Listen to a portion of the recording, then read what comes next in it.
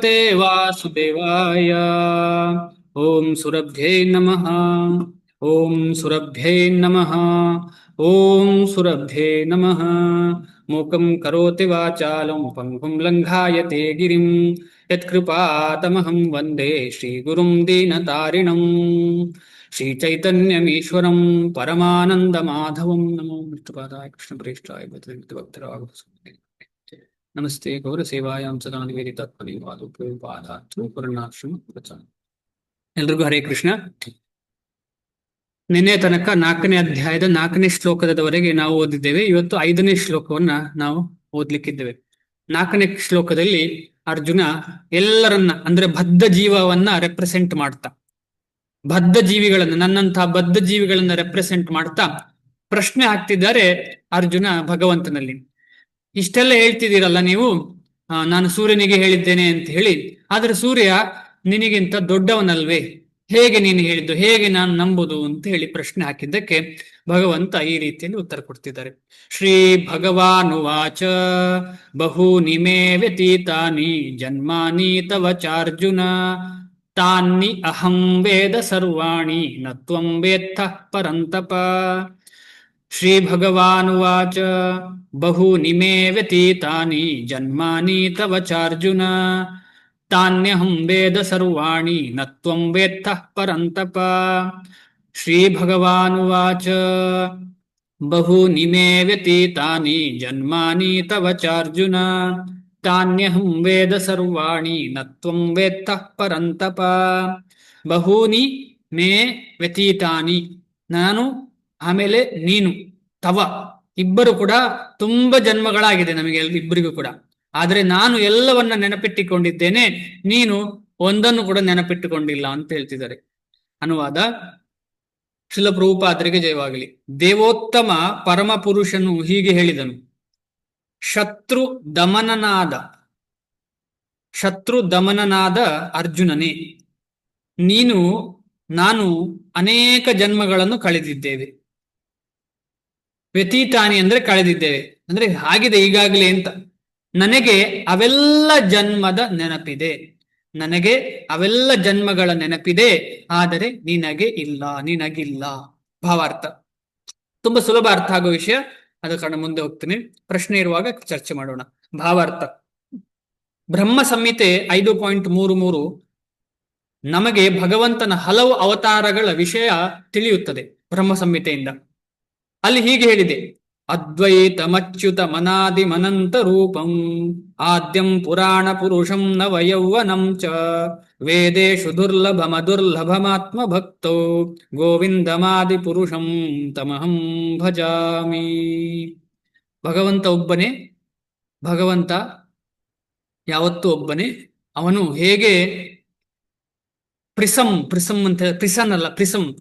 ಈಗ ಯಾವ್ದಾದ್ರು ಒಂದು ತ್ರಿಕೋಣದ ರೀತಿಯಲ್ಲಿ ಒಂದು ಗಾಜಿನ ಇದ್ರೆ, ಆ ಗಾಜಲ್ಲಿ ಒಂದೊಂದು ಡೈರೆಕ್ಷನ್ ನೋಡಿದ್ರೆ ಒಂದೊಂದು ಕಲರ್ ಕಾಣ್ತದೆ, ಆ ವೈಢೂರ್ಯದಲ್ಲಿ ಒಂದೊಂದು ಕಲರ್ ಕಾಣ್ತದೆ.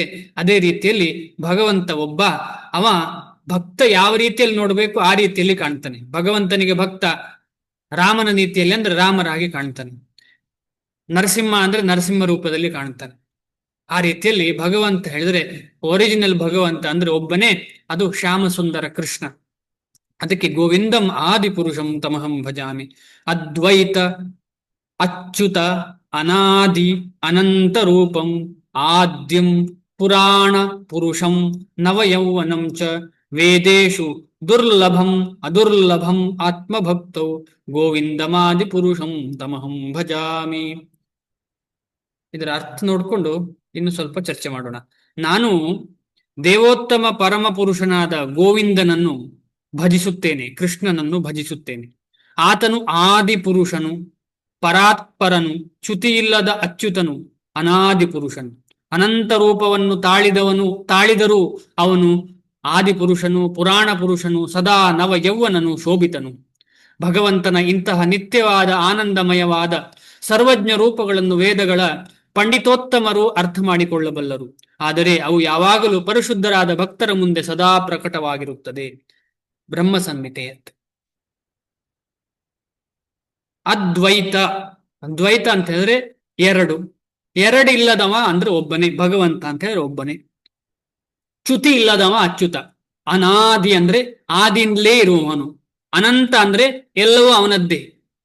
ರೂಪ, ರೂಪ ಅಂದ್ರೆ ಅವನಿಗೆ ರೂಪ ಇದೆ, ಅನಂತ ರೂಪ ಇದೆ ಅವನಿಗೆ, ಬೇರೆ ಬೇರೆ ರೂಪ ಇದೆ. ರಾಮಾದಿ ಮೂರ್ತಿಷು ಕಲಾ ನಿಯಮೇನ ತಿಷ್ಠನ್, ಬೇರೆ ಬೇರೆ ಮೂರ್ತಿಗಳಲ್ಲಿ ಬರ್ತಾನೆ ಅವ. ಆದ್ಯಂ ಅವನು, ಅವನು ಒರಿಜಿನಲ್. ಅಂದ್ರೆ ಒಂದು ಶುರುವಾಗುದೇ ಅವನಿಂದ, ಭಗವಂತನಿಂದಲೇ ಶುರುವಾಗುದು.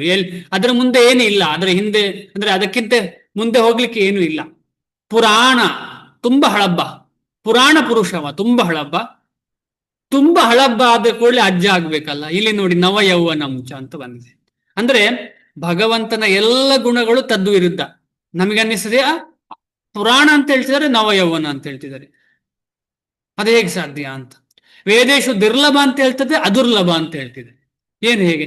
ವೇದದಲ್ಲಿ ವೇದದ ಉದ್ದೇಶವೇ ಭಗವಂತನ ಹುಡುಕುವುದು, ಅದು ದುರ್ಲಭ, ಆದರೆ ಅದು ಅದುರ್ಲಭ ಕೂಡ ಅಂತ. ಅದು ಹೇಗೆ ಸಾಧ್ಯ? ಅಂದ್ರೆ ತದ್ವಿರುದ್ಧ ವಿಚಾರಗಳು ಭಗವಂತನಲ್ಲಿ ಮಾತ್ರ ಇರಲಿಕ್ಕೆ ಸಾಧ್ಯ. ಆದ್ಯಂ ಪುರಾಣ ಪುರುಷಂ ನವ ಯೌವನಂ ಚ. ಅವರೆಷ್ಟೇ ಹಳಬರಾದ್ರೂ ಕೂಡ ಅವನು ಯಾವತ್ತು ನವ ಯೌವನ. ಅದು ಮುಂದೆ ಭಾವಾರ್ಥದಲ್ಲಿ ಮುಂದೆ ಬರುತ್ತದೆ. ವೇದೇಶು ದುರ್ಲಭಂ. ವೇದಕ್ಕೆ ತುಂಬಾ ಕಷ್ಟ. ವೇದ ಓದಿ ಭಗವಂತನ ಬಗ್ಗೆ ಅರ್ಥ ಮಾಡ್ಕೊಳ್ಳೋದು ಕಷ್ಟ. ವೇದದ ಉದ್ದೇಶ ಭಗವಂತನನ್ನು ಅರ್ಥ ಮಾಡ್ಕೊಳ್ಳೋದು. ಆದರೆ ಭಕ್ತಿ ಇಲ್ಲ ಅಂತ ಹೇಳಿದ್ರೆ, ಅಥವಾ ಭಕ್ತರ ಸಂಘ ಇಲ್ಲ ಅಂತ ಹೇಳಿದ್ರೆ ಸಿಗ್ಲಿಕ್ಕಿಲ್ಲ. ಆದ ಕಾರಣ ಅದು ಅದುರ್ಲಭ. ಯಾವುದು ಅದುರ್ಲಭ? ವೇದದನ್ನು ಸಿಗುವಂಥದ್ದು ದುರ್ಲಭ ಆದ್ರೂ ಕೂಡ ವೇದ ಓದ್ತಾ ಓದ್ತಾ ಭಕ್ತರ ಸಂಘ ಆಗಿ, ಆದರೆ ಭಕ್ತಿಯ ಸಂಘ ಆದ್ರೆ ಆಗ ಅದು ಅದುರ್ಲಭ. ದುರ್ಲಭ ಅಲ್ಲ. ಅದುರ್ಲಭ ಅಂದ್ರೆ ಎಲ್ಲಿ ಆ ಸೇರಿಸ್ತಾರೆ ಅಲ್ಲ ಅಂತ ಅರ್ಥ. ದ್ವೈತ ಅಲ್ಲ ಅದ್ವೈತ, ದುರ್ಲಭ ಅಲ್ಲ ಅದುರ್ಲಭ. ಅಂತಹ ವ್ಯಕ್ತಿ ಗೋವಿಂದ, ಅವನ ಆದಿ ಪುರುಷ. ಅಂತಹ ಗೋವಿಂದನಿಗೆ ನಾವೆಲ್ಲರೂ ಬ್ರಹ್ಮನ ಮೂಲಕ ನಾವು ನಮ್ಮನ್ನು ನಾವು ಅರ್ಪಿಸಿಕೊಳ್ಳೋಣ. ಮುಂದೆ ಹೋಗ್ತೀನಿ. ಬ್ರಹ್ಮ ಸಂಹಿತೆಯಲ್ಲಿ ಹೀಗೆಯೂ ಹೇಳಿದೆ, 5.39. ರಾಮಾದಿಮೂರ್ತಿಷು ಕಲಾ ನಿಯಮೇನ ತಿಷ್ಠನ್ ನಾನಾವತಾರಮಕರೋದ್ ಭುವನೇಶು ಕಿಂತು ಕೃಷ್ಣ ಸ್ವಯಂ ಸಮಭವತ್ ಪರಮಃ ಪುಮಾನ್ಯೋ ಗೋವಿಂದಮಾದಿ ಪುರುಷಂ ತಮಹಂ ಭಜಾಮಿ. ನಾನು ದೇವೋತ್ತಮ ಪರಮ ಪುರುಷನನ್ನು, ಗೋವಿಂದನನ್ನು, ಕೃಷ್ಣನನ್ನು ಪೂಜಿಸುತ್ತೇನೆ. ಆತನು ಯಾವಾಗಲೂ ರಾಮ, ನರಸಿಂಹ ಮುಂತಾದ ಅವತಾರಗಳಲ್ಲಿಯೂ ಇತರ ಉಪ ಅವತಾರಗಳಲ್ಲಿಯೂ ನೆಲೆಸಿರುತ್ತಾನೆ. ಅಂದ್ರೆ ಒಬ್ಬನೇ. ಆತನು ಪರಮ ದೇವೋತ್ತಮ ಪುರುಷ. ಆತನಿಗೆ ಕೃಷ್ಣನೆಂದು ಹೆಸರು. ಆತನೇ ಸ್ವಯಂ ಅವತರಿಸುತ್ತಾನೆ. ಕೃಷ್ಣ ಸ್ವಯಂ ಸಮಭವತ್. ಸ್ವಯಂ ನೇರವಾಗಿ ಅವನೇ ಬರ್ತಾನೆ. ಕೆಲವೊಂದು ಸಲ ಅವನು ಭಿನ್ನವಾಗಿ ಕಾಣುವ ರೀತಿಯಲ್ಲಿ ಬರ್ತಾನೆ, ಆದ್ರೆ ಅವನೇ ಅದು, ಭಗವಂತ ಕೃಷ್ಣನೇ ಅದು. ಭಗವಂತನು ಅದ್ವಿತೀಯನಾದರೂ ಅಸಂಖ್ಯಾತ ರೂಪಗಳಲ್ಲಿ ಪ್ರಕಟವಾಗುತ್ತಾನೆ. ಅದ್ವಿತೀಯ ಅಂದ್ರೆ ಏನು? ಯಾರಿಗಾದ್ರೂ ಹೇಳಲಿಕ್ಕೆ ಬರ್ತಾ ಉಂಟಾ? ಅದ್ವಿತೀಯ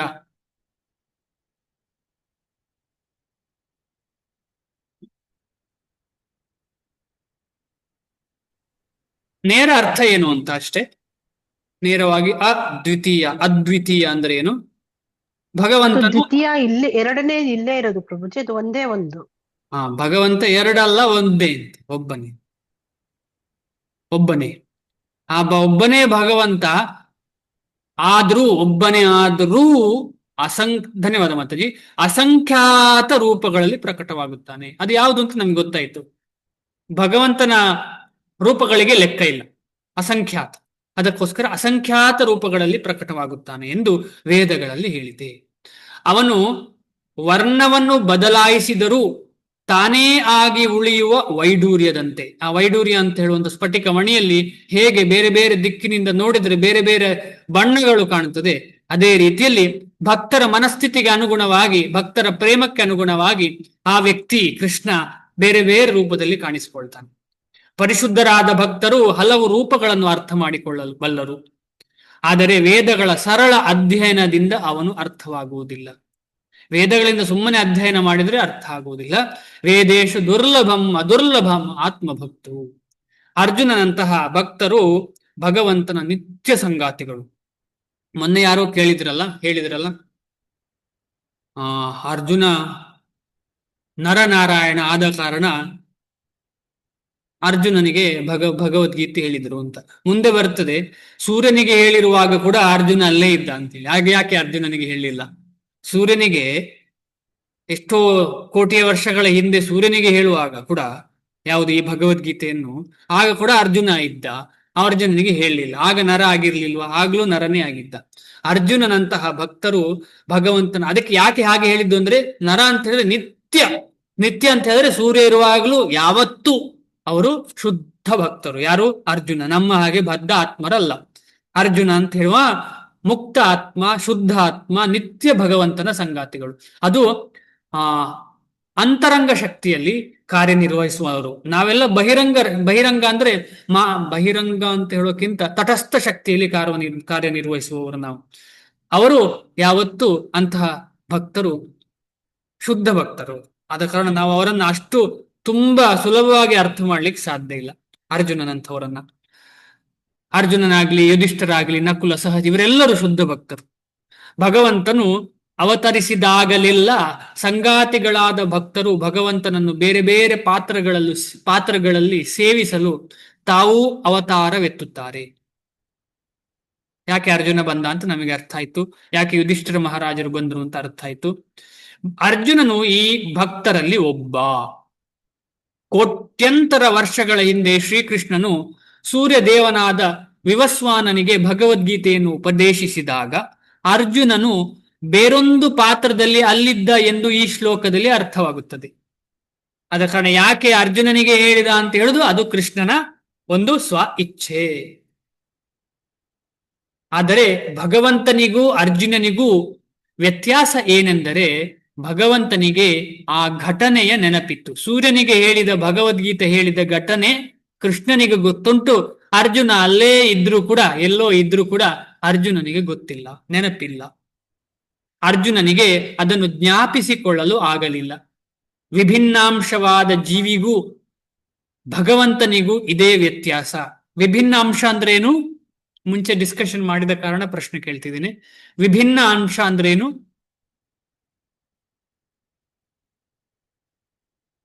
ನಾವೆಲ್ಲರೂ ವಿಭಿನ್ನ ಅಂಶ. ಭಗವಂತನ ವಿಭಿನ್ನ ಅಂಶ ಅಂದ್ರೆ ಏನು?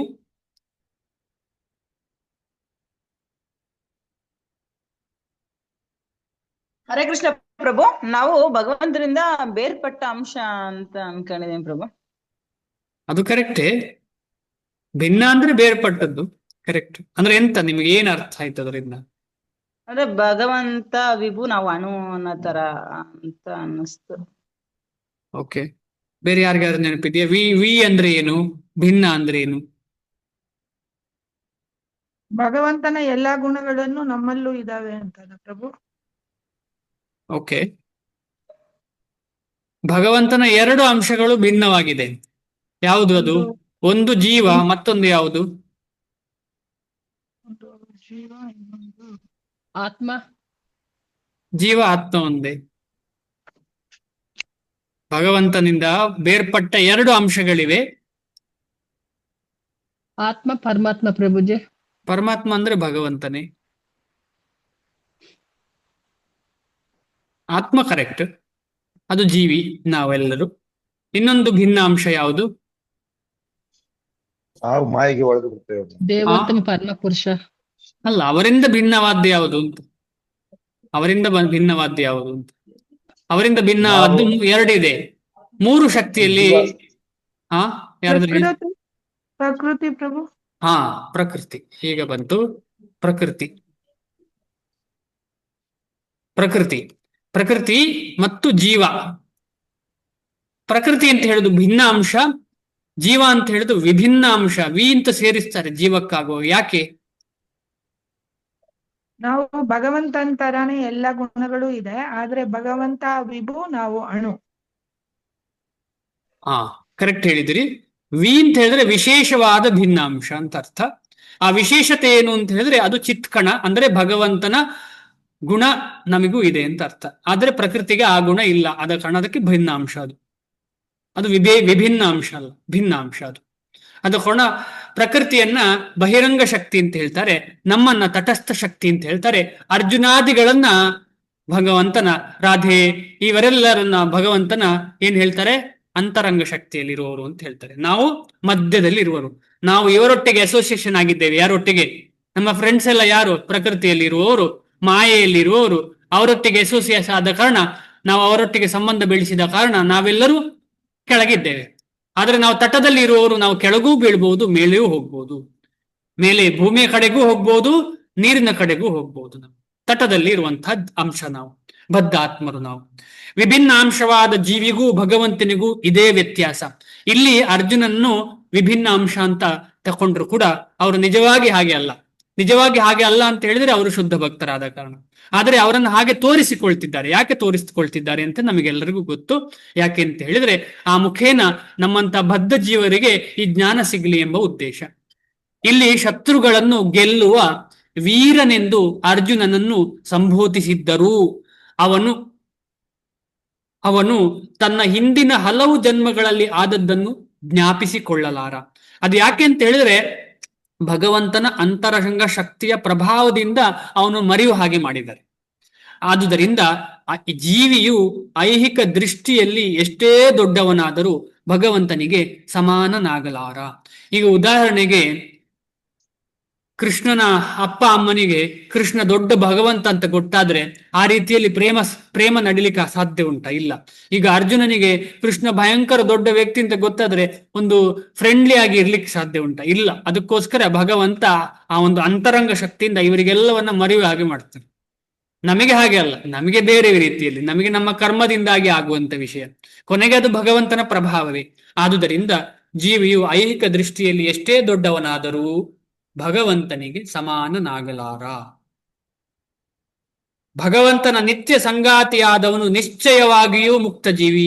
ಅರ್ಜುನನ ಬಗ್ಗೆ ಹೇಳ್ತಾ ಇರೋದಿಲ್ಲಿ. ಇಷ್ಟವರೆಗೆ ಅರ್ಜುನ ರೆಪ್ರೆಸೆಂಟ್ ಮಾಡೋದರ ಬಗ್ಗೆ ಹೇಳ್ತಿದ್ದಾರೆ, ಇಲ್ಲಿ ಅರ್ಜುನನನ್ನ ಹೇಳ್ತಿದ್ದಾರೆ. ಇಷ್ಟವರೆಗೆ ಹೇಳುವಾಗ ನಮಗೆ ಕನ್ಫ್ಯೂಷನ್ ಆಗಬಾರ್ದು, ಅರ್ಜುನ ಕೂಡ ನಮ್ಮ ಹಾಗೆಯಾ? ಇಲ್ಲ. ಅರ್ಜುನನು ಮುಕ್ತ ಜೀವಿ, ಆದರೆ ಅವನು ಭಗವಂತನಿಗೆ ಸಮಾನಲಾಗಲಾರ. ಮುಕ್ತ ಜೀವಿ ಆದ್ರೂ ಕೂಡ ಭಗವಂತನಿಗೆ ಸಮಾನನಾಗ್ಲಿಕ್ಕೆ ಸಾಧ್ಯ ಇಲ್ಲ ಯಾರು ಕೂಡ. ಅದು ತುಂಬಾ ಇಂಪಾರ್ಟೆಂಟ್. ಬ್ರಹ್ಮ ಸಂಹಿತೆಯಲ್ಲಿ ಭಗವಂತನನ್ನು ಅಚ್ಯುತನೆಂದು ವರ್ಣಿಸಿದೆ. ಹೀಗೆಂದರೆ ಅವನಿಗೆ ಐಹಿಕ ಸಂಪರ್ಕವಿದ್ದರೂ ತನ್ನನ್ನು ಎಂದೂ ಮರೆಯುವುದಿಲ್ಲ ಎಂದರ್ಥ. ಆದುದರಿಂದ ಅಂದ್ರೆ ಭಗವಂತ ಎಷ್ಟೇ ಸಲ ಎಲ್ಲಿಗೆ ಹೋಗ್ಲಿ ಭಗವಂತನೇ. ಅವನು ಒಂದು ಸ್ವಲ್ಪ ಕೂಡ ಕಂಟಾಮಿನೇಷನ್ ಆಗುದಿಲ್ಲ, ಅಶುದ್ಧನಾಗುವುದಿಲ್ಲ. ಅದರಲ್ಲಿ ಪತಂಜಲಿ ಮುನಿಗಳು ಹೇಳ್ತಾರೆ, ಕ್ಲೇಶ ಕರ್ಮ ವಿಪಾಕ ಆಶಯೈಹಿ ಅಪರಾಮೃಷ್ಟ ಪುರುಷ ವಿಶೇಷ ಈಶ್ವರ. ಭಗವಂತ ಈಶ್ವರ ಯಾರು, ಕೃಷ್ಣ ಯಾರು ಅಂತ ಹೇಳಿದ್ರೆ ಕ್ಲೇಶ ಕರ್ಮ ವಿಪಾಕ ಆಶ ಇದು ಯಾವುದರ ಬಂಧ ಇಲ್ಲ ಇವರಿಗೆ. ಯಾರಿಗೆ? ಭಗವಂತ ಕೃಷ್ಣನಿಗೆ. ಕ್ಲೇಶ ಕರ್ಮ ವಿಪಾಕ ಆಶಯೈಹಿ ಅಪರಾಮೃಷ್ಟ. ಯಾರವರು? ಈ ಪುರುಷರು ಅಂತ ಎಲ್ಲ ಹೇಳ್ಕೊಳ್ತಿದ್ದೇವಲ್ಲ, ಅದರಲ್ಲಿ ವಿಶೇಷವಾದ ಪುರುಷ. ಅಂದ್ರೆ ನಾವು ಯಾರು ಪುರುಷರಲ್ಲ. ಪುರುಷ ಅಂತ ಹೇಳಿದ್ರೆ ಭಗವಂತನ ಬೇರೆ ಬೇರೆ ಅವತಾರಗಳು. ಅದರಲ್ಲಿ ವಿಶೇಷವಾದ ಅವತಾರವೇ ಅಥವಾ ಅವತಾರಿಯೇ ಕೃಷ್ಣ. ಅವನೇ ಪುರುಷ ವಿಶೇಷ, ಅವನೇ ಈಶ್ವರ ಪರಮಃ ಕೃಷ್ಣ ಸತ್ಚಿತ್ ಆನಂದ ವಿಗ್ರಹ. ಅವನಿಗೆ ಏನು ಬಾಧೆ ಇಲ್ಲ, ಎಲ್ಲಿ ಹೋದ್ರೂ ಸಹ ಏನು ಬಾಧೆ ಇಲ್ಲ, ಯಾಕೆಂದ್ರೆ ಎಲ್ಲವೂ ಅವನಿಂದ ಬಂದದ್ದು. ಅರ್ಜುನನು ಭಗವಂತನ ಭಕ್ತನಾದರೂ ಹಲವೊಮ್ಮೆ ಭಗವಂತನ ಸ್ವರೂಪವನ್ನು ಮರೆಯುತ್ತಾನೆ. ಆದರೆ ಭಗವಂತನ ಕೃಪೆಯಿಂದ ಭಕ್ತನು ಭಗವಂತನ ಅಚ್ಯುತ ಸ್ಥಿತಿಯನ್ನು ಕೂಡಲೇ ಅರ್ಥ ಮಾಡಿಕೊಳ್ಳಬಲ್ಲ. ಭಕ್ತನಲ್ಲದವನು ಅಥವಾ ರಾಕ್ಷಸನು ಈ ಅಲೌಕಿಕ ಸ್ಥಿತಿಯನ್ನು ಅರ್ಥ ಮಾಡಿಕೊಳ್ಳಲಾರ. ಇದರ ಪರಿಣಾಮವಾಗಿ ಗೀತೆಯಲ್ಲಿನ ಈ ವರ್ಣನೆಗಳು ರಾಕ್ಷಸ ಬುದ್ಧಿಗೆ ಅರ್ಥವಾಗುವುದಿಲ್ಲ. ಸಿಂಪಲ್ ವಿಷಯವನ್ನ ರಾಕ್ಷಸಿ ಮನೋಭಾವ ಇದ್ರೆ ಅರ್ಥ ಆಗ್ಲಿಕ್ಕೆ ಸಾಧ್ಯವಿಲ್ಲ. ಹೇಗೆ ಅರ್ಥ ಆಗ್ತದೆ? ಎಷ್ಟು ಹೇಳಿದ್ರು ಅರ್ಥ ಆಗ್ಲಿಕ್ಕಿಲ್ಲ. ಅದರ ಬದಲಾಗಿ ಒಪೋಸಿಟ್ಟೇ ಅರ್ಥ ಆದೀತು. ಹೇಳಿದ್ದು ಒಪೋಸಿಟ್ ತಗೊಳ್ತಾರೆ. ಯಾಕೆ ಅಂತ ಹೇಳಿದ್ರೆ ಕಾಮ ಕ್ರೋಧ ಲೋಭ ಮೋಹ ಮದ ಮಾತ್ಸರ್ಯ ತುಂಬಿರುವವರಿಗೆ ಏನು ಅರ್ಥ ಆಗ್ತದೆ? ನಾವೇ ನಮ್ಮ ಮನೆಯಲ್ಲೇ ಯಾರಿಗಾದ್ರೂ ಹೇಳಿದ್ರೆ, ಅವರು ನಮ್ಮ ಮೇಲೆ ಸಿಟ್ಟಿದ್ರೆ ಅವ್ರು ನಾವು ಏನು ಹೇಳಿದ್ರು ಏನ್ ತಗೊಳ್ತಾರೆ? ಅವರು ಉಲ್ಟಾವೇ ತಗೊಳ್ತಾರೆ. ನಮ್ಮ ಬಗ್ಗೆ ಏನಾದ್ರೂ ಅವರಿಗೆ ಸಿಟ್ಟು ಆಗಿರಬಹುದು, ನಮಗೂ ಅವರಿಗೂ ಏನೋ ಜಗಳ ಆಗಿದೆ, ನಾನು ಏನೋ ಅದನ್ನು ಮರೆತು ಒಳ್ಳೆದನ್ನು ಹೇಳಿಕ್ ಹೋಗ್ತಿದ್ದೇನೆ, ಆದ್ರೆ ಅವನ ಹೃದಯದಲ್ಲಿ ಕಾಮ ಕ್ರೋಧಾದಿಗಳು ಇನ್ನೂ ಇದ್ರೆ ಅವನು ಅದನ್ನ ಒಬ್ಬಸಿಟ್ಟೆ ತಗೊಳ್ಳೋದು. ಅದೇ ಆಸುರಿ ಲಕ್ಷಣ. ಅದರಿಂದ ನಾವು ಹೊರಗೆ ಬರಬೇಕು, ಭಗವಂತನನ್ನ ಅರ್ಥ ಮಾಡಿಕೊಳ್ಳಿಕ್ಕೆ. ತಾನು ಕೋಟ್ಯಂತರ ವರ್ಷಗಳ ಹಿಂದೆ ಮಾಡಿದ ಕಾರ್ಯಗಳು ಕೃಷ್ಣನಿಗೆ ನೆನಪಿದ್ದವು. ಕೃಷ್ಣ ಮತ್ತು ಅರ್ಜುನ ಇಬ್ಬರು ನಿತ್ಯರಾದರೂ ಅರ್ಜುನನಿಗೆ ಇವುಗಳ ನೆನಪಿರಲಿಲ್ಲ. ಇಲ್ಲಿ ನಾವು ಇನ್ನೊಂದು ಅಂಶವನ್ನು ಗಮನಿಸಬಹುದು. ಜೀವಿಯು ದೇಹವನ್ನು ಬದಲಾಯಿಸುವುದರಿಂದ ಎಲ್ಲವನ್ನು ಮರೆಯುತ್ತಾನೆ. ನಾವೆಲ್ಲ ದೇಹವನ್ನು ಬದಲಾಯಿಸ್ತಾ ಇದ್ದೇವಲ್ಲ, ಆದ ಕಾರಣ ನಾವೆಲ್ಲವನ್ನ ಹಿಂದಿನ ಜನ್ಮಗಳನ್ನ ಮರಿತೇವೆ. ಮೇ ಬಿ ಒಂದು ಜನ್ಮವನ್ನು ನೆನಪಿಟ್ಟವರು ಇರಬಹುದು, ಆದರೆ ಎಲ್ಲಾ ಜನ್ಮಗಳನ್ನು ನೆನಪಿಟ್ರೆ ಅಷ್ಟೇ ಏನಾಗ್ತದೆ ನಮಗೆ ಗೊತ್ತು. ಒಂದು ಜನ್ಮದಿಂದಲೇ ಕಷ್ಟ, ಇನ್ನು 10 ಜನ್ಮದ ನೆನಪಿದ್ರೆ ಏನಾಗಬಹುದು. ಗಾಂಧಾರಿಗೆ ನೆನಪಿತ್ತಂತೆ, ಗಾಂಧಾರಿಗೆ 7-8 ಜನ್ಮಗಳ ನೆನಪಿತ್ತಂತೆ. 7-8 ಜನ್ಮಗಳಲ್ಲಿ ಏನೂ ತಪ್ಪು ಮಾಡಲಿಲ್ಲ ನಾನು, ಆದ್ರೆ ನನಗೆ ಯಾಕೆ ಈ ಶಿಕ್ಷೆ ಅಂತ ಹೇಳಿ ಕೃಷ್ಣನಿಗೆ ಶಾಪ ಕೊಡ್ಲಿಕ್ಕೆ ಬಂದಂತಹ ಗಾಂಧಾರಿ. ನಮ್ಮ ಗುರುಗಳ ಕಥೆಯನ್ನು ಹೇಳ್ತಾ ಇರ್ತಾರೆ. ಆ ಗಾಂಧಾರಿ ಏನ್ ಹೇಳ್ತಾರೆ ಅಂತ ಹೇಳಿದ್ರೆ, ನಾರದ ಮುನಿಗಳು ಹೇಳ್ತಾರೆ ಅದಕ್ಕೆ, ಇಲ್ಲ ನೀನು 8ನೇ ಜನ್ಮದಲ್ಲಿ ಸ್ನಾನಕ್ಕೆ ಅಂತ ಹೋಗಿ ಸ್ನಾನದಿಂದ ವಾಪಸ್ ಬರುವಾಗ ಬಸವನ ಹುಳದ 100 ಮೊಟ್ಟೆಗಳನ್ನ ನೀನು ಕೊಂದಿದ್ಯಾ ಗೊತ್ತಿಲ್ಲದೆ, ತುಳಿದಿ ಕೊಂದಿದ್ಯಾ, ಆದ ಕಾರಣ ನಿನಗೆ ಈ ಶಿಕ್ಷೆ. ಏನೂ ತಪ್ಪು ಮಾಡದಿದ್ರು ಕೂಡ ಈ ತಪ್ಪು ಮಾಡಿದ್ಯಲ್ಲ. ನಮ್ಮದ ಕಥೆ ಏನು? ನಮ್ಮ ಕಥೆ ಏನು? ಎಲ್ರು ನೋಡಿ ಚಿಂತೆ ಮಾಡಿ, ನಮ್ಮ ಕಥೆ ಏನು? ಸಾಧ್ಯವೇ ಇಲ್ಲ ನಮಗೆ. ಈ ಕಥೆ ಎಲ್ಲ ಕೇಳಿದ್ರೆ ಸಾಧ್ಯವೇ ಇಲ್ಲ ನಮಗೆ. ಆದ ಕಾರಣ ಭಗವಂತನ ಒಂದು ಕೃಪೆ ಅಂತ ಹೇಳಿದ್ರೆ ನಮಗೆ ನಮ್ಮ ಮೇಲೆ ಇದೆ. ಆ ಮೇಲೆ ಇದ್ದ ಕಾರಣ ನಾವು ಎಂಥದೇ ತಪ್ಪು ಮಾಡಿದ್ರು ಕೂಡ ನಮಗೆ ಹೇಗೋ ಈ ಭಗವದ್ಗೀತೆಯ ಸಂದೇಶ ಸಿಕ್ಕಿದೆ, ಹರೇ ಕೃಷ್ಣ ಮಹಾಮಂತ್ರ ಸಿಕ್ಕಿದೆ. ನಾವು ಹಿಡಿಲಿಲ್ಲ ಅಂದ್ರೆ ಕಷ್ಟ. ಇಲ್ಲಿ ನಾವು ಇನ್ನೊಂದು ಅಂಶವನ್ನು ಗಮನಿಸಬಹುದು. ಜೀವಿಯು ದೇಹವನ್ನು ಬದಲಾಯಿಸುವುದರಿಂದ ಎಲ್ಲವನ್ನು ಮರೆಯುತ್ತಾನೆ, ಆದರೆ ಭಗವಂತನು ಸತ್ ಚಿತ್ ಆನಂದ ದೇಹವನ್ನು ಬದಲು ಮಾಡುವುದಿಲ್ಲವಾದ್ದರಿಂದ ಅವನಿಗೆ ನೆನಪಿರುತ್ತದೆ. ಎಷ್ಟೇ ಸಲ ಇಲ್ಲಿ ಬಂದ್ರೆ ಅದೇ ದೇಹದಿಂದ ಅಂದ್ರೆ ಅವನ ದೇಹಕ್ಕೂ ಅವನ ಆತ್ಮಕ್ಕೂ ಅವನ ಚಿಂತನೆಗಳಿಗೂ ಯಾವುದಕ್ಕೂ ವ್ಯತ್ಯಾಸ ಇಲ್ಲ, ಎಲ್ಲ ಒಂದೇ. ಅದಕ್ಕೆ ಹೇಳುದು ಅದ್ವೈತ. ಭಗವಂತ ಅದ್ವೈತ ಎಂದ್ರೆ ಅದರ ಅರ್ಥ ಭಕ್ತಿ ಭಗವಂತ ಏನು ಎಲ್ಲಿಯೂ ಸಂಬಂಧ ವ್ಯತ್ಯಾಸ ಇಲ್ಲ, ಎಲ್ಲವೂ ಒಂದೇ. ಈಗ ಹರೇ ಕೃಷ್ಣ ಮಹಾಮಂತ್ರದ ಶಬ್ದಕ್ಕೂ ಭಗವಂತನ ರೂಪಕ್ಕೂ ವ್ಯತ್ಯಾಸ ಇಲ್ಲ. ಹರೇ ಕೃಷ್ಣ ಮಹಾಮಂತ್ರದ ಶಬ್ದಕ್ಕೂ ಭಗವಂತನ ರೂಪಕ್ಕೂ ವ್ಯತ್ಯಾಸ ಇಲ್ಲ. ನಾವು ಕಣ್ಣಿನಲ್ಲಿ ಭಗವಂತನನ್ನು ನೋಡಬೇಕು ಅಂತ ಹೇಳಿದ್ರೆ ಕಿವಿಯಲ್ಲಿ ಕೇಳುವುದಕ್ಕೂ ಕಣ್ಣಿನಲ್ಲಿ ನೋಡುವುದಕ್ಕೂ ವ್ಯತ್ಯಾಸ ಇಲ್ಲ. ಯಾಕೆಂತ ಹೇಳಿದ್ರೆ ಎರಡರಲ್ಲಿ ಕೂಡ ಸಿಗುವಂಥವರು ಕೃಷ್ಣನೇ. ಕೃಷ್ಣನಿಗೆ ಆತ್ಮ ಅಂತ ಇಲ್ಲ, ದೇಹ ಅಂತ ಇಲ್ಲ, ಎರಡು ಒಂದೇ. ಆದರೆ ಭಗವಂತನು ಸಚ್ಚಿದಾನಂದ ದೇಹವನ್ನು ಬದಲು ಮಾಡದಿಲ್ಲವಾದ್ದರಿಂದ ಅವನಿಗೆ ನೆನಪಿರುತ್ತದೆ. ಅವನು ಅದ್ವೈತ ಎಂದರೆ ಅವನ ದೇಹಕ್ಕೂ ಅವನಿಗೂ ವ್ಯತ್ಯಾಸವಿಲ್ಲ. ಅವನಿಗೆ ಸಂಬಂಧಿಸಿದ್ದೆಲ್ಲ ಆತ್ಮವೇ. ಆದರೆ ಬದ್ಧ ಆತ್ಮನು ತನ್ನ ಶರೀರಕ್ಕಿಂತ ಭಿನ್ನನಾದವನು. ಭಗವಂತನ ದೇಹ ಮತ್ತು ಆತ್ಮ ಒಂದೇ. ಆದ್ದರಿಂದ ಆತನ ಸ್ಥಿತಿಯು ಯಾವಾಗಲೂ ಸಾಮಾನ್ಯ ಜೀವಿಯ ಸ್ಥಿತಿಯಿಂದ ಬೇರೆಯಾದದ್ದು. ಆತನು ಭೌತಿಕ ವೇದಿಕೆಗೆ ಇಳಿದು ಬಂದಾಗಲೂ ಜೀವಿಯಿಂದ ಭಿನ್ನನು. ಅವನು ಪುನಃ ಈ ಪ್ರಕೃತಿಗೆ ಬಂದ್ರೆ ಕೂಡ ಜೀವಿಗಿಂತ ಭಿನ್ನ. ಅವನು ಎಷ್ಟು ಕೂಡ ಆ ಒಂದು ಮಲಿನತೆ ಅವನಿಗೆ ಆಗುದಿಲ್ಲ. ಆ 3 ಗುಣಗಳ ಪ್ರಭಾವ ಅವನಿಗಿಲ್ಲ. ಯಾಕೆಂದ್ರೆ 3 ಗುಣಗಳನ್ನ ಅವನೇ ಸೃಷ್ಟಿಸಿದ್ದು. ಅದರ ಪ್ರಭಾವ ಸ್ವಲ್ಪ ಎಳ್ಳಷ್ಟು ಇಲ್ಲ. ರಾಕ್ಷಸರು ಭಗವಂತನ ಆಧ್ಯಾತ್ಮಿಕ ಸ್ವಭಾವಕ್ಕೆ ಹೊಂದಿಕೊಳ್ಳಲಾರರು. ಇದನ್ನು ಭಗವಂತನೇ ಮುಂದಿನ ಶ್ಲೋಕದಲ್ಲಿ ಹೇಳುತ್ತಾನೆ. ಅಜೋಪಿ ಸನ್ನವ್ಯಯಾತ್ಮ ಭೂತಾನಾಮೀಶ್ವರೋಪಿ ಸನ್ ಪ್ರಕೃತಿಂ ಸ್ವಾಮಧಿಷ್ಠಾಯ ಸಂಭವಾಮಿ ಆತ್ಮ ಮಾಯೆಯ. ಅನುವಾದ ಶ್ರೀಲ ಪ್ರಭುಪಾದರ ವಿಜಯವಾಗಲಿ. ನನಗೆ ಹುಟ್ಟು ಎನ್ನುವುದಿಲ್ಲ, ನನ್ನ ಆಧ್ಯಾತ್ಮಿಕ ಶರೀರವು ಕ್ಷಯಿಸುವುದಿಲ್ಲ. ಯಾರು? ಭಗವಂತ ಹೇಳ್ತಾ ಇರೋದು, ಕೃಷ್ಣ. ನಾನು ಎಲ್ಲ ಜೀವಿಗಳ ಪ್ರಭು. ಆದರೂ ಪ್ರತಿ ಯುಗದಲ್ಲಿಯೂ ನನ್ನ ಮೂಲ ಆಧ್ಯಾತ್ಮಿಕ ರೂಪದಲ್ಲಿ ಅವತರಿಸುತ್ತೇನೆ. ಇಷ್ಟು ನೇರ ಉಂಟು, ಇನ್ನೇನು ಕನ್ಫ್ಯೂಷನ್ ಆಗ್ಲಿಕ್ಕೆ ಉಂಟು. ಆತ್ಮ ಮಾಯೆಯ ಅಂದ್ರೆ ನೇರ ನನ್ನದೇ ಮಾಯೆಯಿಂದ ನಾನು ಬರುದು, ಪ್ರಕೃತಿಯಿಂದ ಅಲ್ಲ, ಆತ್ಮ ಮಾಯದಲ್ಲಿ. ಭಾವಾರ್ಥ: ಭಗವಂತನು ತನ್ನ ಜನ್ಮದ ವೈಚಿತ್ರ್ಯವನ್ನು ಕುರಿತು ಹೇಳುತ್ತಾನೆ. ಅವನು ಸಾಮಾನ್ಯ ಮನುಷ್ಯನಂತೆ ಕಂಡರೂ ತನ್ನ ಹಿಂದಿನ ಅಸಂಖ್ಯಾತ ಜನ್ಮಗಳ ಎಲ್ಲ ವಿಷಯಗಳು ಅವನಿಗೆ ನೆನಪಿರುತ್ತವೆ. ಸಾಮಾನ್ಯ ಮನುಷ್ಯನಿಗೆ ಕೆಲವೇ ಗಂಟೆಗಳ ಹಿಂದೆ ತಾನು ಏನು ಮಾಡಿದೆ ಎನ್ನುವುದನ್ನು ನೆನಪಿರುವುದಿಲ್ಲ. ಹಿಂದಿನ ದಿನ ಅದೇ ಹೊತ್ತಿನಲ್ಲಿ ಅವನು ಏನು ಮಾಡುತ್ತಿದ್ದ ಎಂದು ಪ್ರಶ್ನಿಸಿದರೆ ಜ್ಞಾಪಿಸಿಕೊಳ್ಳುವುದು ಅವನಿಗೆ ಬಹು ಕಷ್ಟವಾಗುತ್ತದೆ. ಅದನ್ನು ಜ್ಞಾಪಿಸಿಕೊಳ್ಳಲು ಖಂಡಿತವಾಗಿಯೂ ಆತನು ತನ್ನ ನೆನಪಿಗೆ ಪಾತಾಳ ಗರಡಿಯನ್ನು ಹಾಕಬೇಕಾಗುತ್ತದೆ. ಏನಿದು ಪಾತಾಳ ಗರಡಿ ಅಂದ್ರೆ? ಬಾವಿಗೆ ಬಿದ್ದಾಗ ಇದು ಕೊಡ ತೆಗೆಯುವುದು ಒಂದು ಇದು ಉಂಟಲ್ಲ ಸರ್, ಅದು. ಕರೆ ಕರೆ, ಗರಡಿ ಅಂದ್ರೆ ಕೊಡ ಅಲ್ಲ, ಹಾ, ಪಾತಾಳಕ್ಕೆ ಬಿದ್ದ ಗರಡಿ, ಬೋರ್ ಹಾಕಿದಾಗೆ. ಪಾತಾಳ ಅಂದ್ರೆ ಬಾವಿಯಿಂದ ಆದ್ರೂ ತೆಗಿಬಹುದು, ಬೋರ್ ಹಾಕಿ ಹಾಕಿ ನಾವೇನ್ ತೆಗಿತೇವೆ ಭೂಮಾತೆಯಿಂದ ಅಲ್ವಾ. ಇಷ್ಟಾದರೂ ತಾವೇ ಭಗವಂತ ಅಥವಾ ಕೃಷ್ಣ ಎಂದು ಹೇಳಿಕೊಳ್ಳುವಷ್ಟು ಧಾರ್ಷ್ಟ್ಯವಿರುವವರು ಇದ್ದಾರೆ. ಅವರ ಅರ್ಥಹೀನ ಬಡಾಯಿಯಿಂದ ನಾವು ಮೋಸ ಹೋಗಬಾರದು. ಇದೆಲ್ಲ ನಮಗೆ ತುಂಬಾ ಇಂಪಾರ್ಟೆಂಟ್. ಈ ಭಗವದ್ಗೀತೆ ಬಗ್ಗೆ ಎಷ್ಟು ಬಡಾಯಿ ಬಿಡುವರು ಇರ್ತಾರೆ ಅಂತ ಹೇಳಿದ್ರೆ, ಈಗ ಯೂಟ್ಯೂಬ್ ತೆಗೆದ್ರೆ ಸಾಕು, ಎಲ್ಲರೂ ಬಡಾಯಿ. ಎಲ್ಲರೂ ಅಂದ್ರೆ ಪರಂಪರೆ ಇಲ್ಲದವರು ಬಡಾಯಿಯೇ ಬಿಡುದು. ಯಾಕೆಂದ್ರೆ ಅವರ ಮನಸ್ಸಿಗೆ ಏನ್ ಅರ್ಥ ಆಗ್ತದೆ ಅದಕ್ಕೆ ಅನುಗುಣವಾಗಿ ಮಾತಾಡೋದು. ತಮ್ಮ ಗುರುಗಳನ್ನ ಫಾಲೋ ಮಾಡುದಿಲ್ಲ, ಆಚಾರ್ಯರನ್ನ ಫಾಲೋ ಮಾಡುದಿಲ್ಲ. ಹಾಗಿರಬಾರ್ದು. ಅದು ಮಹಾ ಡೇಂಜರ್, ಅದು ತುಂಬಾ ಡೇಂಜರ್ ಅಂತ ಹೇಳ್ತಿದ್ದಾರೆ ಶ್ರೀಲ ಪ್ರಭುಪಾದರಲ್ಲಿ. ಮೋಸ ಹೋಗ್ಬಾರದು ನಾವು ಅಂತ. ಭಗವಂತನು ತನ್ನ ಪ್ರಕೃತಿಯನ್ನು ವಿವರಿಸುತ್ತಾನೆ. ಪ್ರಕೃತಿ ಎಂದರೆ ಸ್ವಭಾವವೂ ಹೌದು, ಸ್ವರೂಪವೂ ಹೌದು. ಸ್ವಭಾವ, ಸ್ವರೂಪ.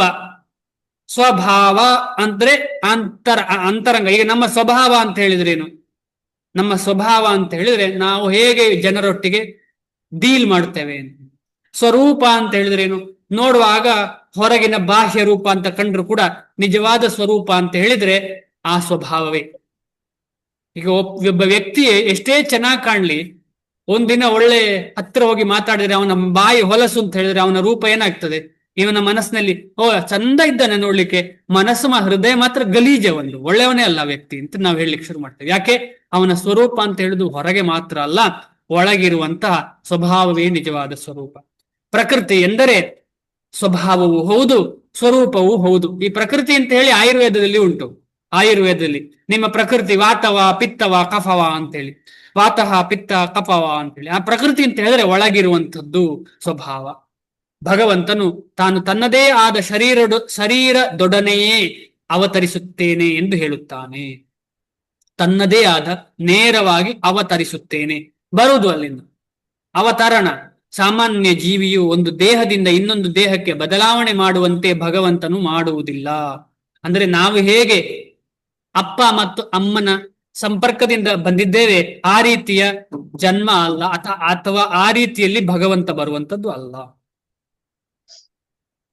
ಬದ್ಧ ಆತ್ಮನು ಈ ಜನ್ಮದಲ್ಲಿ ಒಂದು ಬಗೆಯ ದೇಹವನ್ನು ಹೊಂದಿರಬಹುದು, ಆದರೆ ಮುಂದಿನ ಜನ್ಮದಲ್ಲಿ ಇನ್ನೊಂದು ಬಗೆಯ ದೇಹವನ್ನು ಹೊಂದಿರುತ್ತಾನೆ. ಭೌತಿಕ ಜಗತ್ತಿನಲ್ಲಿ ಜೀವಿಗೆ ಬದಲಾವಣೆಯಾಗದ ದೇಹವಿಲ್ಲ. ಪ್ರತಿಯೊಂದು ಕ್ಷಣವೂ ನಮ್ಮ ದೇಹವು ಬದಲಾವಣೆ ಆಗ್ತಾ ಇರ್ತದೆ. ಆದ ಕಾರಣ ಬದಲಾವಣೆ ಆಗದ ದೇಹ ನಮ್ದಲ್ಲ. ಆತನು ಒಂದು ದೇಹದಿಂದ ಇನ್ನೊಂದು ದೇಹಕ್ಕೆ ಹೋಗುತ್ತಾನೆ. ಆದರೆ ಭಗವಂತನು ಹಾಗೆ ಮಾಡುವುದಿಲ್ಲ.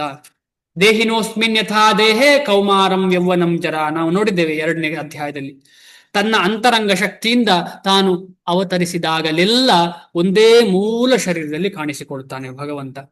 ಇದನ್ನೇ ಬೇರೆ ಮಾತುಗಳಲ್ಲಿ ಹೇಳಬೇಕೆಂದರೆ, ಕೃಷ್ಣನು ಈ ಭೌತಿಕ ಜಗತ್ತಿನಲ್ಲಿ 2 ಕೈಗಳೊಡನೆ ಕೊಳಲನ್ನು ಹಿಡಿದು ತನ್ನ ಮೂಲ ನಿತ್ಯ ಸ್ವರೂಪದಲ್ಲಿ ಕಾಣಿಸಿಕೊಳ್ಳುತ್ತಾನೆ. ಯಾರಿಗೋಸ್ಕರ?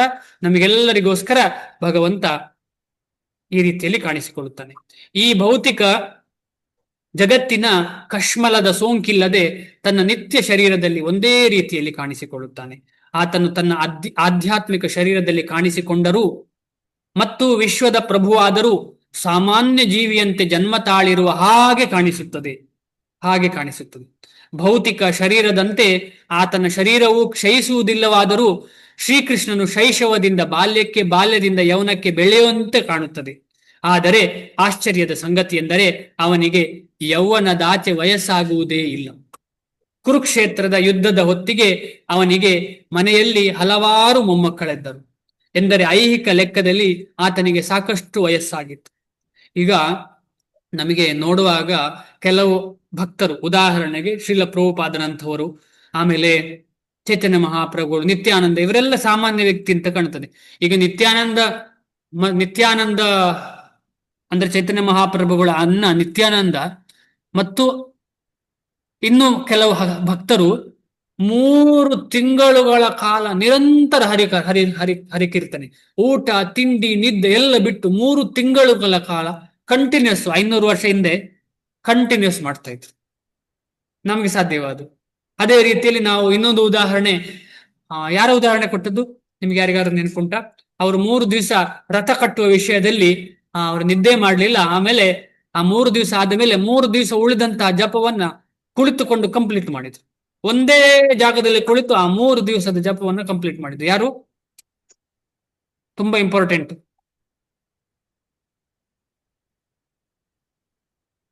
ರಥಯಾತ್ರೆಯಲ್ಲಿ ಮುಂದ ಫೋಟೋ ಇಟ್ಟಿರ್ತಾರೆ ನಾವು ಅವರದ್ದು.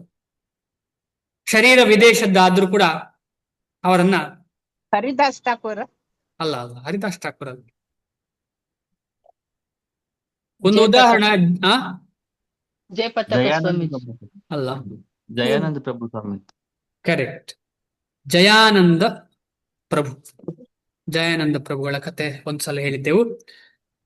ಈ ರೀತಿಯಲ್ಲಿ ನಾವು ಅಷ್ಟು ಸುಲಭದಲ್ಲಿ ಭಕ್ತರ ಬಗ್ಗೆ ಅರ್ಥ ಮಾಡ್ಲಿಕ್ಕೆ ಸಾಧ್ಯ ಇಲ್ಲ. ಆದ ಕಾರಣ ನಾವು ಅವರು ನಮ್ಮ ಹಾಗೆ ಅಂತ ತಿಳ್ಕೊಳ್ಳೋದು ತಪ್ಪು. ಆದರೆ ಆಶ್ಚರ್ಯ ಅದಾಯ್ತು. ಕುರುಕ್ಷೇತ್ರದ ಯುದ್ಧದ ಹೊತ್ತಿಗೆ ಅವನಿಗೆ ಮನೆಯಲ್ಲಿ ಹಲವಾರು ಮೊಮ್ಮಕ್ಕಳಿದ್ದರು. ಎಂದರೆ ಐಹಿಕ ಲೆಕ್ಕದಲ್ಲಿ ಆತನಿಗೆ ಸಾಕಷ್ಟು ವಯಸ್ಸಾಗಿತ್ತು. ಆದರೂ ಆತನು 20 ಅಥವಾ 25 ವರ್ಷ ವಯಸ್ಸಿನ ತರುಣನಂತೆ ಕಾಣುತ್ತಿದ್ದನು. ಮುದುಕನಾದ ಕೃಷ್ಣನ ಚಿತ್ರವನ್ನು ನಾವು ನೋಡುವುದೇ ಇಲ್ಲ. ಏಕೆಂದರೆ ಇಡೀ ಸೃಷ್ಟಿಯಲ್ಲಿ ಭೂತ, ವರ್ತಮಾನ, ಭವಿಷ್ಯತ್ ಕಾಲಗಳಲ್ಲಿ ಆತನೇ ಅತ್ಯಂತ ವಯಸ್ಸಾದವನಾದರೂ ಅವನಿಗೆ ನಮ್ಮಂತೆ ಮುಪ್ಪು ಬರುವುದಿಲ್ಲ. ಆತನ ದೇಹವಾಗಲಿ ಬುದ್ಧಿಶಕ್ತಿಯಾಗಲಿ ಕ್ಷೀಣಿಸುವುದೂ ಇಲ್ಲ, ಬದಲಾಗುವುದೂ ಇಲ್ಲ. ಆದುದರಿಂದ ಆತನು ಭೌತಿಕ ಜಗತ್ತಿನಲ್ಲಿ ಇದ್ದರೂ ಆತನದು ಹುಟ್ಟಿಲ್ಲದ ಅದೇ ಸತ್ ಚಿತ್ತ ಆನಂದ ಸ್ವರೂಪ ಎನ್ನುವುದು ಸ್ಪಷ್ಟವಾಗುತ್ತದೆ. ಅವನ ಆಧ್ಯಾತ್ಮಿಕ ದೇಹ ಮತ್ತು ಬುದ್ಧಿಶಕ್ತಿಗಳಿಗೆ ಬದಲಾವಣೆ ಎನ್ನುವುದಿಲ್ಲ. ವಾಸ್ತವವಾಗಿ ಅವನು ಕಾಣಿಸಿಕೊಳ್ಳುವುದು ಮತ್ತು ಕಣ್ಮರೆಯಾಗುವುದು ಸೂರ್ಯನು ಉದಯಿಸಿ ನಮ್ಮ ಮುಂದೆಯೇ ಚಲಿಸುತ್ತಾ ಅನಂತರ ನಮ್ಮ ದೃಷ್ಟಿಯಿಂದ ಮರೆಯಾಗುವಂತೆ. ತುಂಬಾ ಇಂಪಾರ್ಟೆಂಟ್. ಈ ಸೂರ್ಯನ ಒಂದು ಎಕ್ಸಾಂಪಲ್ ಕೊಟ್ಟು ನಾವು ಭಗವಂತನನ್ನ ಅರ್ಥ ಮಾಡ್ಲಿಕ್ಕೆ ಪ್ರಯತ್ನ ಪಡ್ತಾ ಇದ್ದಾರೆ ಶಿಲಪ್ರಭುಪಾದರು. ನಮಗೆ ಅರ್ಥ ಮಾಡಿಸ್ಲಿಕ್ಕೆ ಪ್ರಯತ್ನ ಪಡ್ತಾರೆ. ಸೂರ್ಯ ಯಾವತ್ತೂ ಇರ್ತಾನೆ, ಉದಯಿಸ್ಲಿಕ್ಕಿಲ್ಲ, ಕಣ್ಮರೆ ಆಗುದಿಲ್ಲ. ಸೂರ್ಯ ನಮ್ಮ ಮೇಲೆ ಇಲ್ಲ ಅಂತ ಹೇಳಿದ ತಕ್ಷಣ ಸೂರ್ಯ ಇಲ್ವಾ? ಅದೆಲ್ಲ ನಮಗೆ ಗೋಚರ. ಈಗ ಬೆಳಿಗ್ಗೆ, ಸಂಜೆ, ರಾತ್ರಿ ಸೂರ್ಯನ ಮೇಲೆ ಡಿಪೆಂಡ್ ಅಲ್ವಾ? ಸೂರ್ಯ ಇಲ್ಲ ಅಂತ ಹೇಳಿದ್ರೆ, ನಮ್ಮ ಎದುರು ಕಾಣುದಿಲ್ಲ ಅಂತ ಹೇಳಿದ್ರೆ ಕತ್ತಲೆ ಆಯ್ತು, ರಾತ್ರಿ ಆಯ್ತು ಅಂತ. ಸೂರ್ಯ ಬಂದ ಬೆಳಿಗ್ಗೆ ಆಯ್ತು, ಮಧ್ಯಾಹ್ನ ಆಯ್ತು. ಸೂರ್ಯ ನೆತ್ತೆಯಲ್ಲಿ ಬಂದ ಅಂದ್ರೆ ಬಿಸಿಲು ಅಲ್ವಾ? ಆದ್ರೆ ಸೂರ್ಯನಿಗೆ ಈ ವ್ಯತ್ಯಾಸ ಇದೆಯಾ? ಆಮೇಲೆ ನಾವು ಇಲ್ಲಿಂದ ಕಾಣ್ತೇವೆ ಸೂರ್ಯ ಅಂತ ಹೇಳಿದ್ರೆ ಒಂದು ಬಟ್ಟಲ ಆಕಾರದಲ್ಲಿ ಇದ್ದೇನೆ. ಆ ಬಟ್ಟಲ ಸೂರ್ಯ ಅಲ್ಲ. ಸೂರ್ಯ ಅಂತ ಹೇಳಿದ್ರೆ ಒಂದು ದೊಡ್ಡ ಗ್ರಹ. ಈ ರೀತಿಯಲ್ಲಿ ನಾವು ಕೃಷ್ಣನನ್ನು ಕೂಡ ಇದೇ ಒಂದು ಸಿಮಿಲಿ ಅಪ್ಲೈ ಮಾಡಿ ಅರ್ಥ ಮಾಡಬಹುದು. ಯಾಕಂದ್ರೆ ಕೃಷ್ಣನನ್ನು ಅಷ್ಟು ಸುಲಭದಲ್ಲಿ ಅರ್ಥ ಮಾಡ್ಲಿಕ್ಕೆ ಸಾಧ್ಯ ಇಲ್ಲ. ಸೂರ್ಯನು ಕಾಣಿಸದಿದ್ದಾಗ ನಾವು ಅವನು ಮುಳುಗಿದ್ದಾನೆ ಎಂದು ಭಾವಿಸುತ್ತೇವೆ. ಸೂರ್ಯನು ನಮ್ಮ ಕಣ್ಣ ಮುಂದೆ ಇದ್ದಾಗ ಸೂರ್ಯನು ಕ್ಷಿತಿಜದ ಮೇಲುಗಡೆ ಇದ್ದಾನೆ ಎಂದು ಭಾವಿಸುತ್ತೇವೆ. ವಸ್ತುತಃ ಸೂರ್ಯನು ಒಂದೇ ಅಚಲ ಸ್ಥಾನದಲ್ಲಿದ್ದಾನೆ. ಆದರೆ ಅಂದ್ರೆ ಸೂರ್ಯ ಒಂದೇ ಕಡೆ ಇದ್ದಾನೆ, ಭೂಮಿ ತಿರುಗ್ತಾ ಉಂಟು. ಆದರೆ ನಮ್ಮ ಇಂದ್ರಿಯಗಳು ದೋಷಪೂರ್ಣವಾಗಿವೆ ಮತ್ತು ಅವಕ್ಕೆ ಸಾಕಷ್ಟು ಸಾಮರ್ಥ್ಯವಿಲ್ಲ. ಆದುದರಿಂದ ಆಕಾಶದಲ್ಲಿ ಸೂರ್ಯನು ಕಾಣಿಸಿಕೊಳ್ಳುವುದನ್ನು ಮತ್ತು ಮರೆಯಾಗುವುದನ್ನು ಲೆಕ್ಕ ಹಾಕುತ್ತೇವೆ. ಶ್ರೀಕೃಷ್ಣನು ಕಾಣಿಸಿಕೊಳ್ಳುವುದು ಮತ್ತು ಅದೃಶ್ಯನಾಗುವುದು ಯಾವುದೇ ಸಾಮಾನ್ಯ ಜೀವಿಯು ಕಾಣಿಸಿಕೊಳ್ಳುವ ಮತ್ತು ಅದೃಶ್ಯವಾಗುವ ರೀತಿಯಿಂದ ಪರಿಪೂರ್ಣವಾಗಿ ಭಿನ್ನವಾದುವು. ಅದಕ್ಕೋಸ್ಕರ 4 ಚತುರ್ಭುಜನಾಗಿ ದೇವಕಿಯ ಹೊಟ್ಟೆಯಲ್ಲಿ ಜನ್ಮ. ಆತನು ಅಂತರಂಗ ಶಕ್ತಿಯಿಂದ ನಿತ್ಯನಾಗಿದ್ದಾನೆ. ಚಿದಾನಂದನು ಭೌತಿಕ ಪ್ರಕೃತಿಯಿಂದ ಕಲುಷಿತನಾಗುವುದೇ ಇಲ್ಲ ಎಂಬುದು ಸ್ಪಷ್ಟ. ದೇವೋತ್ತಮ ಪರಮ ಪುರುಷನಿಗೆ ಹುಟ್ಟು ಎನ್ನುವುದೇ ಇಲ್ಲವೇ ಇಲ್ಲ. ಆದರೂ ಆತನು ಹಲವು ರೂಪಗಳಲ್ಲಿ ಜನ್ಮ ತಾಳುವಂತೆ ಕಾಣುತ್ತದೆ ಎಂದು ವೇದಗಳು ದೃಢಪಡಿಸುತ್ತವೆ. ವೇದಕ್ಕೆ ಪೂರಕವಾದ ಸಾಹಿತ್ಯವು ಭಗವಂತನು ಜನ್ಮ ತಾಳುವಂತೆ ಕಂಡರೂ ಆತನ ಶರೀರವು ಬದಲಾಗುವುದಿಲ್ಲ ಎಂದೇ ದೃಢಪಡಿಸುತ್ತದೆ. ಭಾಗವತದಲ್ಲಿ ಆತನು 4 ಕೈಗಳುಳ್ಳ ಷಡ್ ಐಶ್ವರ್ಯ ಶೋಭಿತನಾದ ನಾರಾಯಣನಾಗಿ ತಾಯಿಗೆ ಕಾಣಿಸಿಕೊಳ್ಳುತ್ತಾನೆ. ಷಡ್ ಐಶ್ವರ್ಯಗಳು ಯಾವುವು? ಭಗವಂತನ ಷಡ್ ಐಶ್ವರ್ಯಗಳು ಯಾವುವು? ಇದು ನಾವು ಡಿಸ್ಕಷನ್ ಮಾಡಿದ್ದೇವೆ ಹಿಂದೆ. ರೂಪ, ಗುಣ, ಐಶ್ವರ್ಯ, ಲೀಲೆ, ರೂಪ, ಗುಣ, ಎಲ್ಲ ಸೌಂದರ್ಯ, ವೈರಾಗ್ಯ, ಎಲ್ಲ ಶಕ್ತಿ, ಎಲ್ಲ ವೈರಾಗ್ಯ, ಕೃಷ್ಣ, ಕೀರ್ತಿ, ಸೌಂದರ್ಯ, ಹಾ, ಸಂಪತ್ತು. ಯಾರಾದ್ರೂ ಒಬ್ರು 6 ವಿವರಿಸಿ. ಎಲ್ಲರೂ ಸೇರಿ ಯಾವ್ದೋ ಮಿಕ್ಸ್ ಆಗ್ತಾ ಉಂಟು. 6.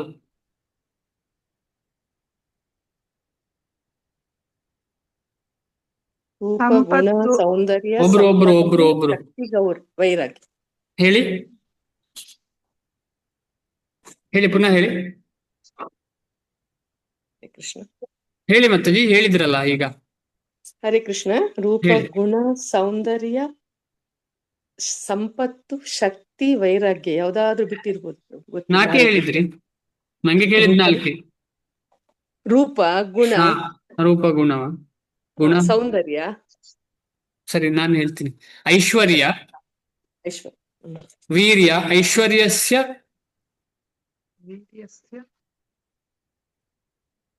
ಸಮಗ್ರಶ್ಚ ವೀರ್ಯಸ್ಯ ಯಶಃ ಶ್ರಿಯಃ ಜ್ಞಾನ ವೈರಾಗ್ಯ.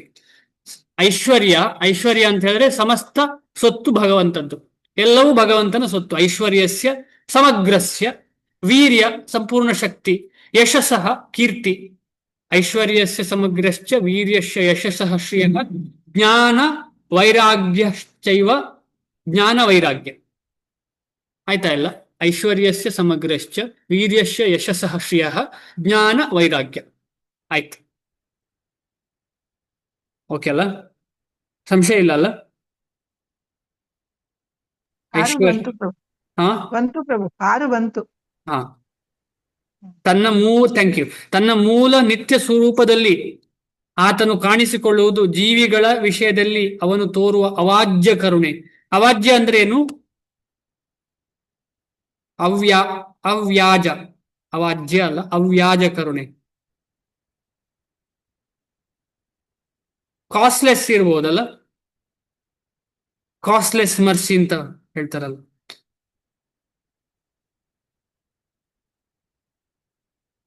ಅಷ್ಟು ಡೀಪ್ ಕನ್ನಡ ನಂಗೆ ಗೊತ್ತಿಲ್ಲ. ಅವ್ಯಾಜ ಕರುಣೆ, ಕಾಸ್ಟ್ಲೆಸ್ ಮರ್ಸಿ ಇರ್ಬೋದು. ಅಂದ್ರೆ ಕಾರಣವೇ ಇಲ್ಲದೆ ಕೊಡುವಂತಹ ಕರುಣೆ. ಏನೇ ಕ್ವಾಲಿಫಿಕೇಶನ್ ಇಲ್ಲ, ನಮಗೆ ಏನು ಇಲ್ಲ, ಆದ್ರೂ ಕೊಡ್ತಾ ಇದ್ದಾರೆ ಅಂತಹ ಕರುಣೆ. ತಾನು ಭಗವಂತನು ಇರುವ ರೂಪದಲ್ಲಿ ಮನಸ್ಸನ್ನು ನಿಲ್ಲಿಸಲು ಅವರಿಗೆ ಸಾಧ್ಯವಾಗಲಿ ಎನ್ನುವುದು ಆತನ ಉದ್ದೇಶ. ನಿರಾಕಾರವಾದಿಗಳು ಮನಸ್ಸಿನ ಸುಳ್ಳು ಸೃಷ್ಟಿಗಳನ್ನು ಅಥವಾ ಕಲ್ಪನೆಗಳನ್ನು ಭಗವಂತನ ರೂಪಗಳೆಂದು ಭಾವಿಸುತ್ತಾರೆ. ಜೀವಿಗಳು ಇವುಗಳಲ್ಲಿ ಮನಸ್ಸನ್ನು ನಿಲ್ಲಿಸಬಾರದೆಂದು ಭಗವಂತನ ಉದ್ದೇಶ. ಭಗವಂತ ಹೇಗಿದ್ದಾನೆ, ಮೂರ್ತಿ ಹೇಗಿರ್ಬೇಕು ಅಂತ ಶಾಸ್ತ್ರದಲ್ಲಿ ಹೇಳ್ತಾರೆ. ಸುಮ್ಮನೆ ನಮ್ಮ ಊಹೆಯಿಂದ ಭಗವಂತನನ್ನ ಚಿಂತನೆ ಮಾಡೋದಲ್ಲ. ಕೆಲವರು ಹೇಳ್ತಾರೆ, ನಾನು ಹೀಗೆ ಕೂತು ಭಗವಂತ ಹೀಗಿದ್ದಾನೆ ಅಂತ ಯೋಚನೆ ಮಾಡ್ತೇನೆ. ಹಾಗೆ ಅಲ್ಲ. ವಿಶ್ವಕೋಶ ನಿಘಂಟಿನ ಪ್ರಕಾರ ಮಾಯಾ ಅಥವಾ ಆತ್ಮ ಮಾಯಾ ಎನ್ನುವ ಪದವು ಭಗವಂತನ ಅವ್ಯಾಜ ಕರುಣೆಯನ್ನು ಸೂಚಿಸುತ್ತದೆ, ಕಾಸ್ಟ್ಲೆಸ್ ಮರ್ಸಿಯನ್ನು ಸೂಚಿಸುತ್ತದೆ. ಭಗವಂತನಿಗೆ ತನ್ನ ಎಲ್ಲ ಹಿಂದಿನ ಅವತಾರಗಳ ಮತ್ತು ಅದೃಶ್ಯಗಳ ನೆನಪಿರುತ್ತದೆ. ಆದರೆ ಸಾಮಾನ್ಯ ಜೀವಿಯು ಹೊಸ ಶರೀರವನ್ನು ಪಡೆಯುತ್ತಲೇ ಹಿಂದಿನ ಶರೀರದ ವಿಷಯವನ್ನು ಸಂಪೂರ್ಣವಾಗಿ ಮರೆತು ಬಿಡುತ್ತಾನೆ. ಭಗವಂತನು ಈ ಭೂಮಿಯ ಮೇಲೆ ಇರುವಾಗ ಅದ್ಭುತವಾದ ಮಾನವ ಅತೀತವಾದ ಕಾರ್ಯಗಳನ್ನ ಮಾಡುತ್ತಾನೆ. ಆಗ ನಾವು ನೋಡಿದ್ದೇವೆಲ್ಲ, ಜಯಾನಂದ ಪ್ರಭುಗಳು, ನಿತ್ಯಾನಂದ ಪ್ರಭುಗಳು, ಚೈತನ್ಯ ಮಹಾಪ್ರಭುಗಳು ಏನೆಲ್ಲ ಲೀಲ, ಶ್ರೀಲ ಪ್ರಭುಪಾದರು ಏನೆಲ್ಲ ಲೀಲ ಮಾಡ್ತಾರೆ. ನಾವು ಸಾಮಾನ್ಯ ವ್ಯಕ್ತಿಗಳು ಏನ್ ಮಾಡ್ತೇವೆ? ಆತನು ಎಲ್ಲ ಜೀವಿಗಳ ಒಡೆಯ. ಆದುದರಿಂದ ಭಗವಂತನು ಯಾವಾಗಲೂ ಅದೇ ಪರಮ ಸತ್ಯನಾಗಿದ್ದಾನೆ. ಅವನ ಶರೀರ ಮತ್ತು ಆತ್ಮಗಳಲ್ಲಿ ಅಥವಾ ಅವನ ಗುಣ ಮತ್ತು ದೇಹಗಳಲ್ಲಿ ಭಿನ್ನತೆ ಇಲ್ಲ. ಭಗವಂತನು ಈ ಜಗತ್ತಿನಲ್ಲಿ ಅವತರಿಸುವುದು ಏಕೆ, ಅದೃಶ್ಯನಾಗುವುದು ಏಕೆ ಎಂಬ ಪ್ರಶ್ನೆ ಏಳಬಹುದು. ಇದನ್ನು ಮುಂದಿನ ಶ್ಲೋಕದಲ್ಲಿ ವಿವರಿಸಿದೆ. ನಾವು ಅದನ್ನ ನೆಕ್ಸ್ಟ್ ಕ್ಲಾಸ್ ಅಲ್ಲಿ ನೋಡೋಣ. ಏನಾದ್ರೂ ಪ್ರಶ್ನೆ ಇತ್ತಾ? ಹರೇ ಕೃಷ್ಣ.